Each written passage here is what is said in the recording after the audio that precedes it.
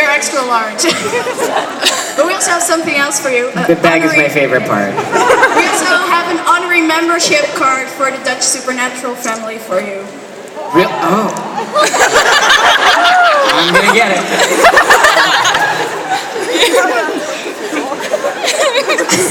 This is so much. Do we have scissors anywhere? We have scissors.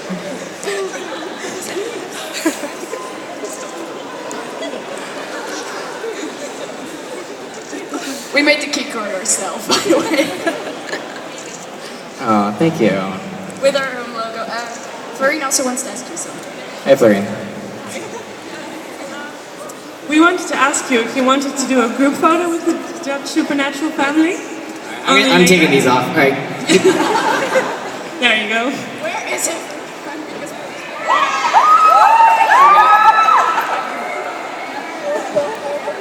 You go as far back as you can.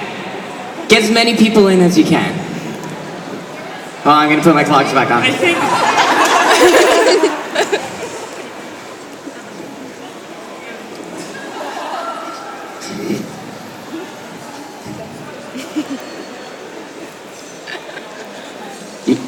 Did that happen? Did it work? Did you get hundreds of people in? Okay. All right, we got a real camera. Okay, can I get everyone to cheer for the picture even though it has no sound?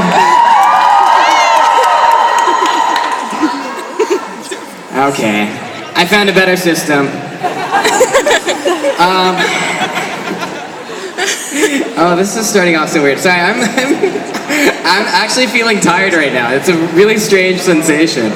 And now, How was the concert? You went to the concert yesterday. I did, and I stayed for the entire thing. Yeah, I know. And I didn't get much sleep. I think the lack of sleep is probably doing something with the tired. Also, I had a lot of sugary sweets and other stuff. I don't know if anyone saw my autograph table. It is the messiest table I've ever seen. Yeah, I'm a little bit ashamed. Why? Because I've never seen an autograph table that is so messy. I have crumbs everywhere. I have Sharpie marks everywhere. I have garbage all around it. It's a disaster.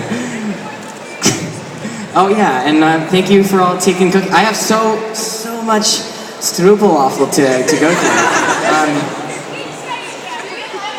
I'm gonna get better. And what was the other one? Sabalalas? No. Speculas? Oh yes. Thank you. This feels like a coronation. Oh, don't cut yourself. Watch your fingers. Okay.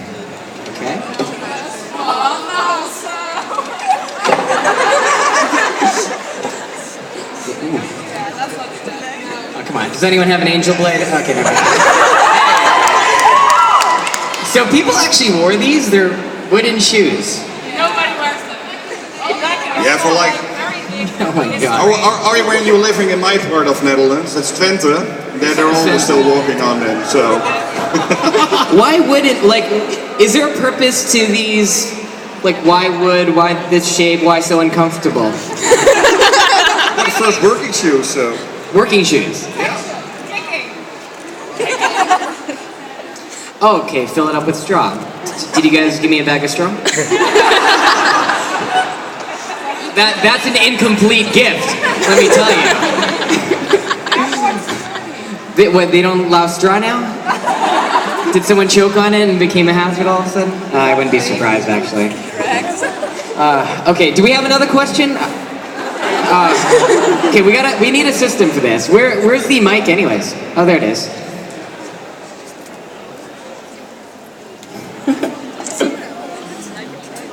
Bubbles. Hi.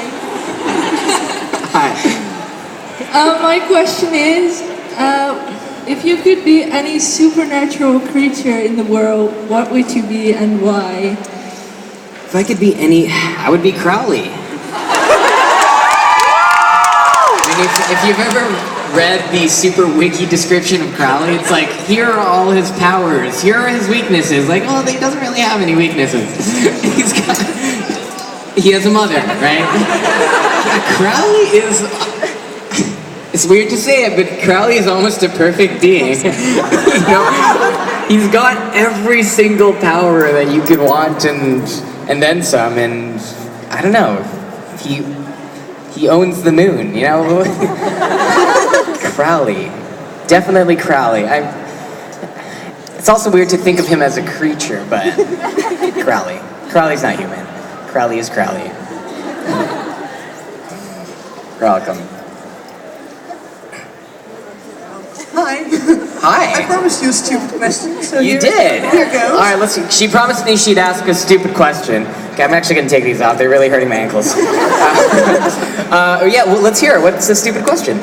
Well, first, thank you for your hugs. They were quite nice. And thank you for returning them. They were also quite nice. Definitely rate in the top 3. Right, so during a photo shoot like today, what is the weirdest thing they ever asked you to do? Weirdest position or... I don't know if that qualifies as a stupid question. That's actually a pretty good question. The weirdest thing I've been asked to do in a photo op. Oh, that is... Usually they include props. I can't remember when this was, but right after the scene where I died, a lot of people wanted to reenact my smiting.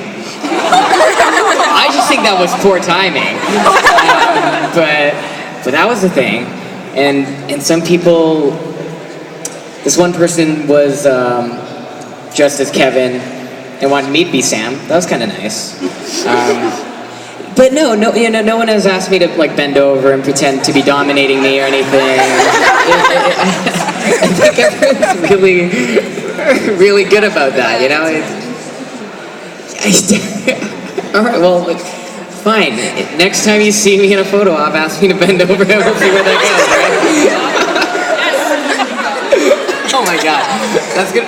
I'm gonna regret saying that probably. Question for you. What's your favorite memory on set of Supernatural while not filming? Favorite memory on set of Supernatural while not filming has to do with Mark Shepard. This was the first day I met him. Let me tell you the story of why I really like Mark. I thought he hated me that first day. I didn't know him, and I didn't really watch that much sci-fi stuff before. So I was just, introducing myself like, hey, my name is Osric, what's your name? And Mark does this. He's standing beside his chair and his name is on it. He just gives me like this really dirty look and points at his chair. I'm like, oh, Mark. I'm like, well, very nice to meet you. And I just kind of went off. And so I thought he hated me because he didn't really say much after that. We did our scene and that was that. And then at San Diego Comic-Con, which is like 10, 20 times bigger than this, there's this one intersection between the convention and all the hotels where there are literally thousands of people crossing all the time. And I was on my own and I was just gonna cross the street into downtown to grab some food. And I had just shaved off my head for Halo. And so from season 7, Kevin, where I had really long hair, I was next to bald. And the episode just came out, so no one really knew who I was. And so during Comic-Con that year, I had 4 people recognize me. And Mark Shepard was one of them. So I was crossing the street, and in the crowd of thousands of people, I get this hand on my shoulder, and it's Mark, and he says, Osric! This just proves you don't all look alike.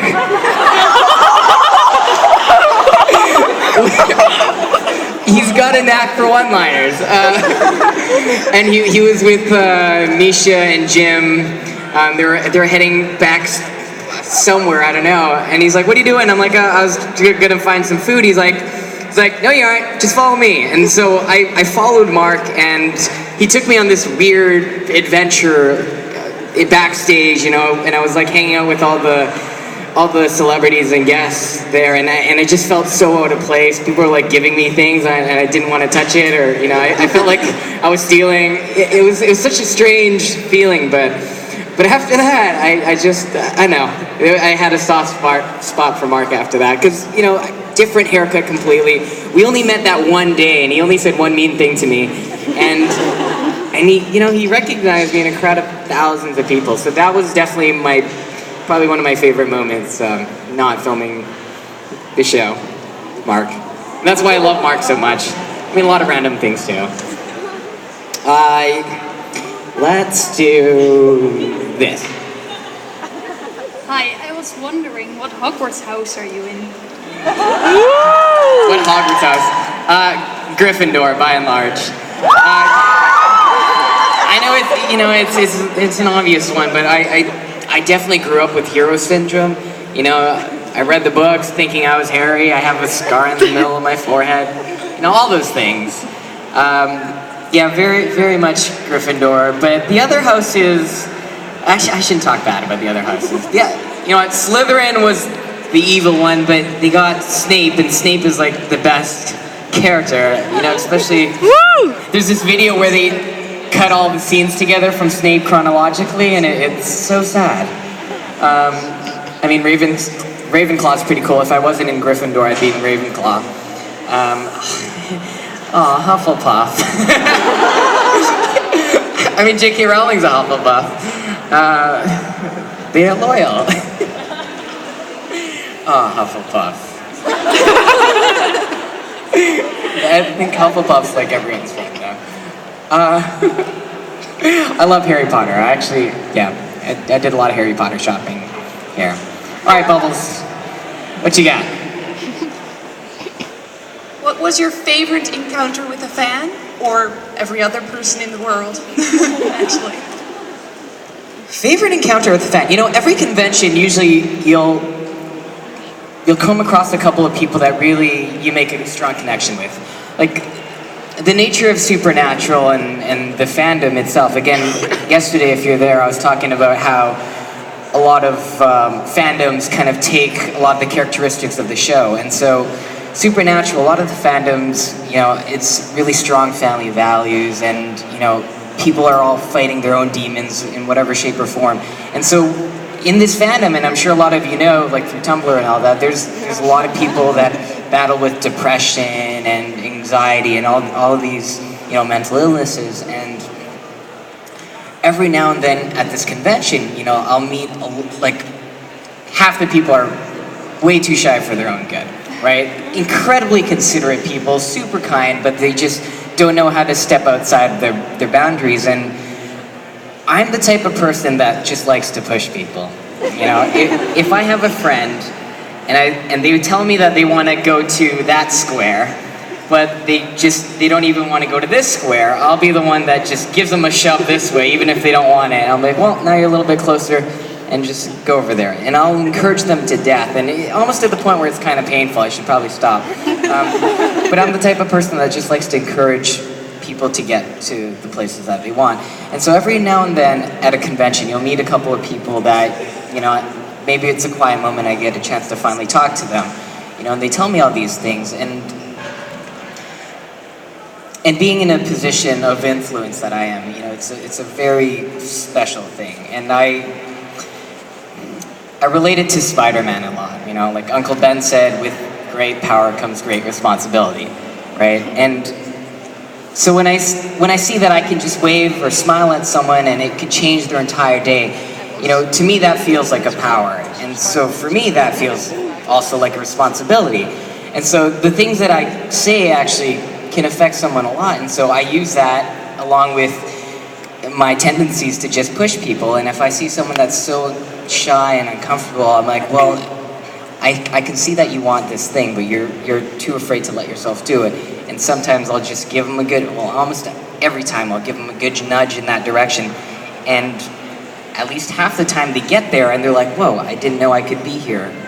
And now I am. And you can kind of see the spark in their eye that the whole world just opens up, because this one thing can be applied to so many things. And I don't know, it's just that little moment where you feel like you can actually make a difference. And that is so powerful. And as an actor, one of the things I struggled with at the beginning was why I wanted to do this, because, you know, for most of us, we don't feel like we're contributing to society. We don't feel like we're really doing anything that was that good apart from feeling better about ourselves. You know, it feels like a very selfish career, but in those moments, it actually feels like this is something that I can give back, and I have made a difference. So that, I completely forgot what you asked me, but that's my point. So right, favorite encounter. So I can't say that I have one specific encounter, but I can tell you that every city I've gone to, there's at least 1, 2, maybe even 3 or 4 people that I've really connected with that usually I'll stay, you know, I'll keep tabs. Even if I don't talk to them, I'll still stalk them. I probably shouldn't admit this, but I stalk a lot of my fans. Just to keep tabs on them, you know, and if they're going in the wrong direction, I'll just send them like a message like, hey, I'm watching you do this. and usually they will. And again, it's a powerful thing to watch people change and, you know, hopefully for the better. This could very, very easily bite me in the ass. But I'm a risk taker. So, yeah, I know. I wouldn't tell anyone to do anything I wouldn't be willing to do myself. So, yeah, it's definitely one of the best things about this fandom that I truly enjoy. And again, that's why I like interacting with the fans so much. It's for those special moments, right? That's why I like to get to know everyone. That's why I probably stalk at least 20% of you here. So, sorry about that. Okay, next question. Hey. Hi. I was wondering, when you were first cast for Kevin as Supernatural, you were a afraid student who just became prophet of the angel tablet. Mm-hmm. Did you already know that you were gonna turn, total badass later and bombing, demons with bombs? No. When I first got cast into the role, I thought, wow, this is the most stereotypical Asian character I've ever played. And 2, I actually originally declined the role, which, thinking back, would have been the worst decision of my life. It was between, I auditioned for both Supernatural and a series regular on a J.J. Abrams pilot, and as soon as I auditioned for both, I got offers for both of them. The problem was there's a scheduling conflict, and I could only do one. And so I chose the J.J. Abrams pilot because it was a series regular, it just worked out. My agent called me and he says, Osric, you got a horseshoe up your ass because it's the same business affairs guy and they're going to try to make it work. The pilot never ended up going through and it ended up, so it was Supernatural, and so thank goodness I got to do it. And, it was 3 episodes. I thought I was going to die. They didn't kill me. And then I thought it was going to be 5 episodes and then I was going to die. They didn't kill me. Then I thought it was going to be 9 episodes. Didn't kill me. 12 episodes, they still didn't kill me, And then 15 episodes, I'm like, oh, finally, I'm gonna stay, and then they killed me. And they really mess with you like that, but still, the show has changed my life forever, and sometimes I really do feel like I have a horseshoe up my ass. Yeah, thank you. Okay, let's ask someone on this side. Hi, I was wondering if Kevin Tran ever watches TV shows, and which TV shows would he watch? Does Kevin Tran? Of course he. Of course he. Actually, no, he doesn't. I guess he only found time to play games. I don't think they have TV in the Men of Letters. I think they made one reference that he was watching porn. Internet, Skyrim, Magic Cards, Aziz Ansari. Yeah, I don't think he does watch TV. That kind of bums me out. I don't think he has time to watch TV. Then, if he did have time, which shows do you think he'd like? He'd watch Supernatural, obviously. No, he'd watch Parks and Rec, because that's where Aziz... That's how he knows Aziz Ansari. Great show, by the way, if you haven't seen Parks and Recreation. Oh, I missed that show already.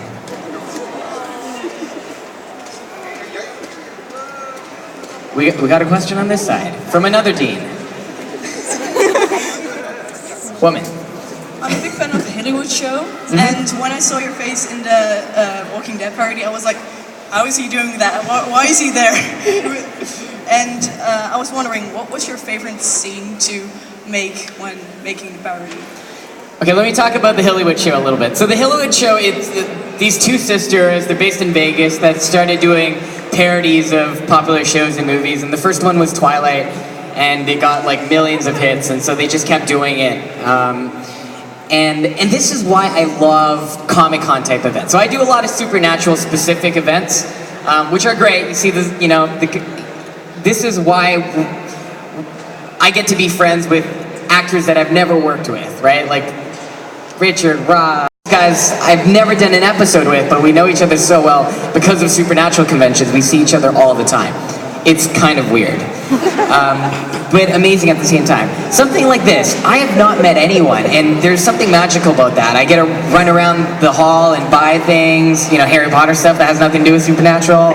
I get to meet the other actors of shows that I'm a fan of, and so I actually met the Hollywood sisters in Spain at a convention there, and I know we shared a car together to the hotel, and I had no idea what they were or what they did, and they're like, oh, we just make stupid YouTube things, and I looked it up, I'm like, wow, and I was just so impressed by the production value and that they did everything themselves, and so we kept in touch, and when they did the Walking Dead thing, they asked me if I wanted to be Glenn, and I'm like, I was just cosplaying Glenn. I was at Emerald City trying to meet Steven Yeun I was cosplaying as Glenn, and I was gonna get a photo op with Glenn, but then he canceled, so I was pretty bummed out. And then I got to play him, which was great.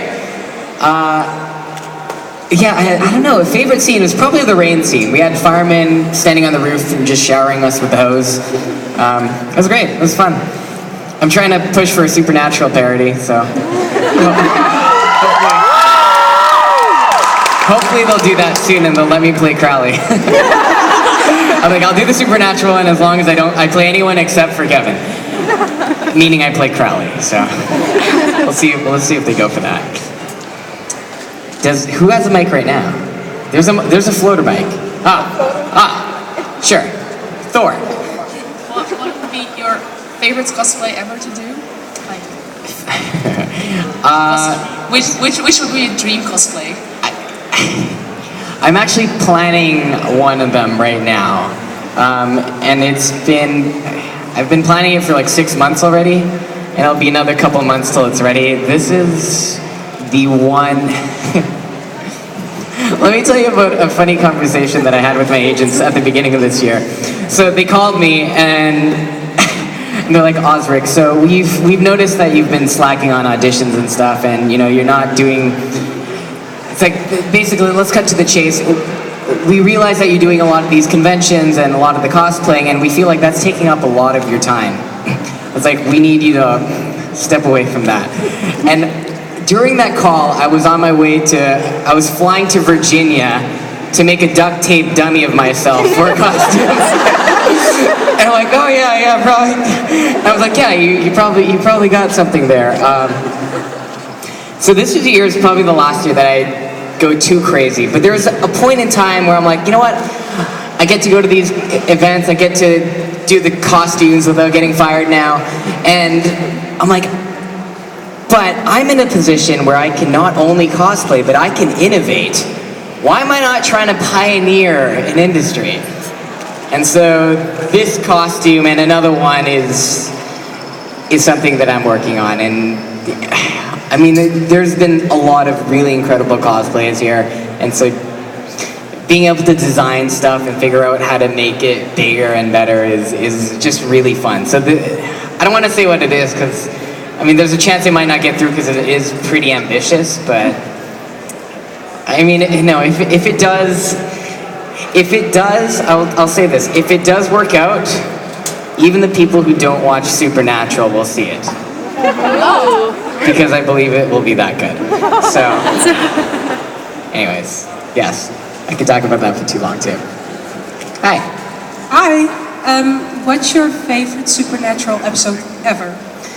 I mean, the favorite. I have a stigma about being asked favorites or answering a favorite because, you know, we constantly change. You know, my favorite food today might be different tomorrow, right? So my favorite episode today might be different after I watch the next episode. It might be like the Netherlands might be my favorite city or country. It might be my favorite country to call a city, but Vancouver might be my favorite city to be home, but I might not like it for work. You know, there's so many different things about favorites, so I know generalizations of anything I just think is not a good place to go. Yesterday I did say it was season 1, episode 10, Home, and my other one would be Reading is Fundamental because that changed my life. Yeah, it was Faith. Oh, right, it was Faith. Sorry, season 1, episode 10. Yeah, so it's either Faith or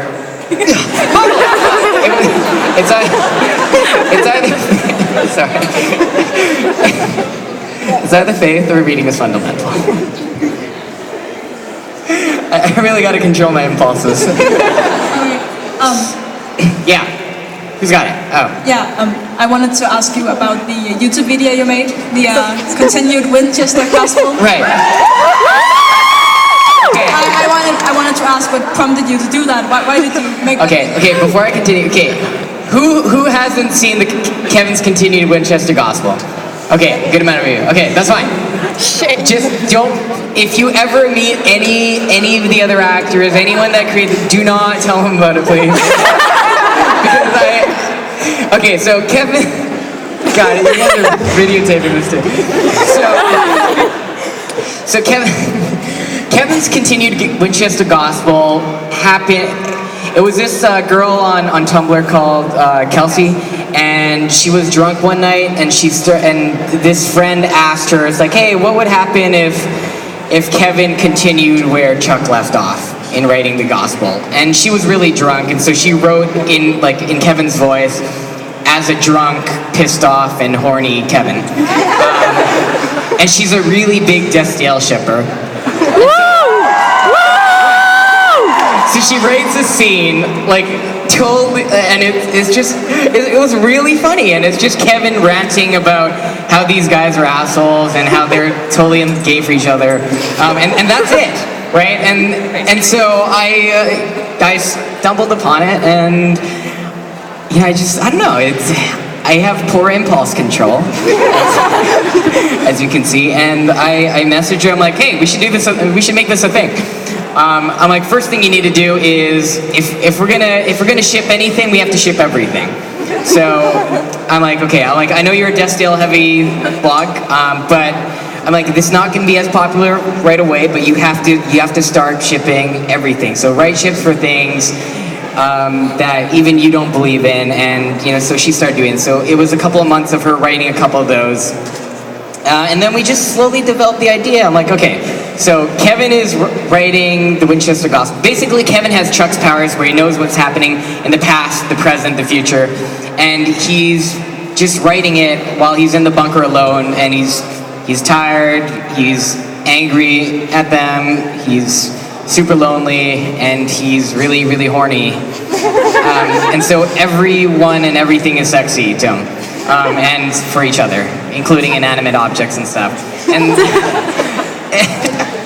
I don't know why, honestly. I just went with it and I decided to do it.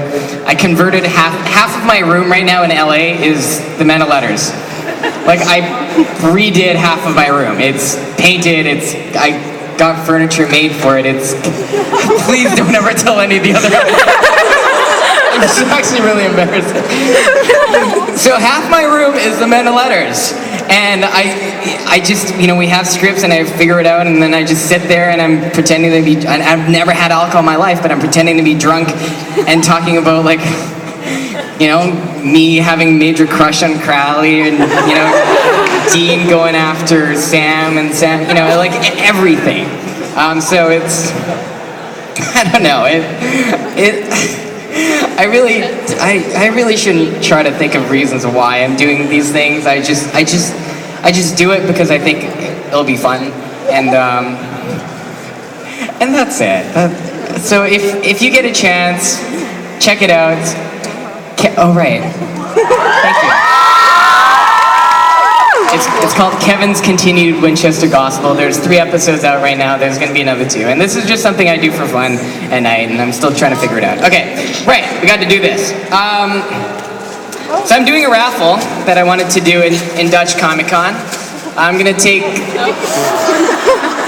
3 people out for food either tonight or if I crash, maybe tomorrow.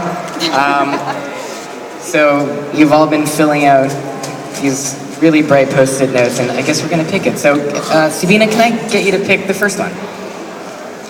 Hopefully you're still in town, but we'll work it out. Okay. Jill Sands. Jill Sands. Oh, the one that didn't write a contact info. So actually, if Jill Sands is not here, we're gonna have to pick someone else.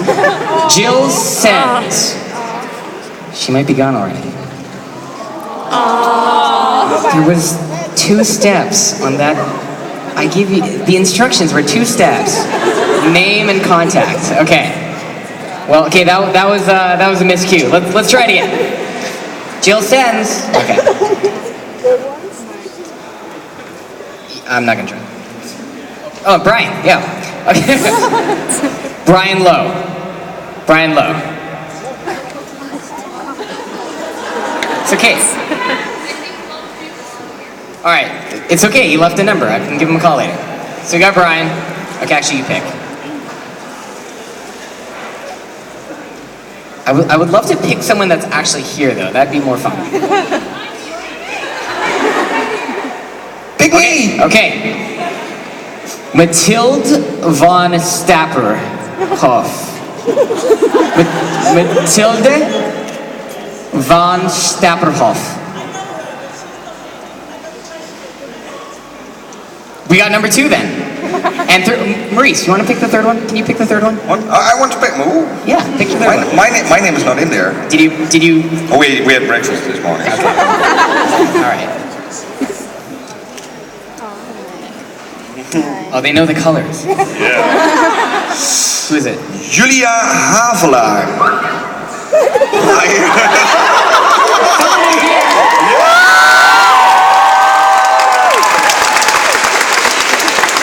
Are you leaving today or tomorrow? Today? Oh, okay, we'll figure it out. After, can you just meet me like behind the curtain? We'll work it out. Yeah, someone is here. Okay. And if for some reason we can't get a hold of these 2, I'll just keep picking until we get it. And hopefully you followed the 2-step instructions. Name and contact info. Oh, bubbles. Awesome. So is this the last thing? Like, so as soon as this is done, everyone's going home? Yeah. It's kind of sad. All right. Does anyone have any questions or more bubbles? Where's the mic? Hi. So I'm planning to get a supernatural tattoo sleeve, and I only have 1 tattoo right now, so I was wondering if you have any tattoo ideas. Wrong person to ask. Peter Pan. No, don't do that. Okay, the reason why I can't start a lot of games is because it takes me sometimes a week, even a month to think of the name. And the reason why I think names are so important is because my name is so... I've never met another Osric. Is there an Osric out here? Okay, I've never met another Osric. And a couple of years back, it just occurred to me how different my life would be if I didn't have to constantly introduce myself. If I never felt self-conscious about my name, if ever not. You know, there was a point in grade 6 when I said my name so much that it lost meaning to me, you know, and started sounding weird, and I didn't feel like I could even say it myself. So I was like Osric, and I hated it. You know, I was so sad about it, and I wanted to change my name. And then I became really stubborn, and I'm like, you know what? No, I'm gonna make it a life goal of mine to. It's so weird. I'm gonna make it a life goal for me to make Osric mean something, so that people name their babies after me. Just so that I didn't have to like tell people how to pronounce my name. That was it. But it changed a lot of who I am. So in the same way, I feel like it is for games. Like when I used to play World of Warcraft, I would play a girl character. Why? Because you get free stuff. And it's just that little, just click that one button and everything comes to you a lot easier. I mean, certainly there's other things that people don't trust. I mean, you can't go on vent because you're not actually a girl. There's a lot of things, but I don't know, I just feel like a good name might have people select you, trust you, rather than, want to boot you out of their party. And so, if I can't even decide on a name, tattoos. I used to, see, and this is why I can't do tattoos, because if I were to ever do a tattoo, it would be an impulsive one. And I don't think that's ever going to be a good decision for me. I'm also fairly obsessive compulsive. So when I find something, I obsess over it. So I feel like if I did tattoos and that was the thing, that would also not, I would end up, playing, the hardcore kind of characters. And it just doesn't really, I don't feel like that type of person, right? As an actor, you can be any type of person and there's a character for you. But I don't know. For me, it doesn't match up with my personality, I don't think. I don't know. Please don't ask me to decide for you. I have so... No, I'm not. There are wonderful... I know there are plenty of wonderful artists in this room who would. Do not tattoo a stick figure that I drew. That would horrify me to no end. To know that I did that to someone.